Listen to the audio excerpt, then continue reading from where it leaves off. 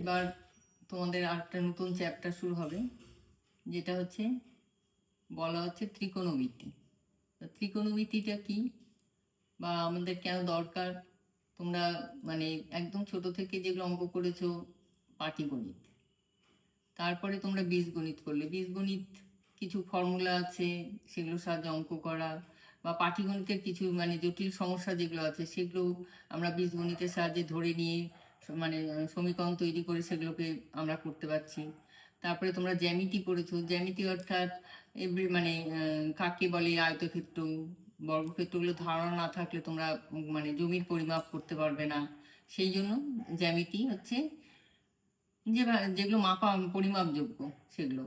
তারপরে এলো পরিমিতি।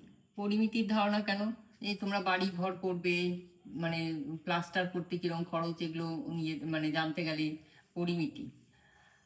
বাড়ি রং বাড়িয়ে এগুলো করতে গেলে কেউ ঠকাবে কিনা সেই সব মানে অঙ্কটাই আসলে তোমরা জানলে পরে তোমরা মানে লোকে কি বলছে আর তোমরা ধারণা করে রাখলে সেটা তোমাদের নিজেদের ধারণার থেকেই করতে পারবে সেই হিসাবে। এইবার জ্যামিতি এতগুলো মানে জানার পরও আবার ত্রিকোণমিতির দরকার কেন? ত্রিকোণমিতির দরকার যে আমরা একটা মানে বাড়ি হয়তো মানে তৈরি করছি আমাদের নিজেদের ধারণার থেকে, সেটা কত উচ্চতা কত কি করে আমরা সেটা তো করতে পারছি, কিন্তু একটা বড় গাছ তার উচ্চতা কত, বা এই যে হিমালয় পর্বতের উচ্চতা কত, একটা সমুদ্রের মানে কতটা বিস্তার, এগুলো তো আর ফিতে এত বড় ফিতে নেই। সেই সব জানতে গেলে আমাদের একটা মানে নতুন কিছু বিজ্ঞানীরা আবিষ্কার করলো, সেটা হচ্ছে ত্রিকোণমিতি।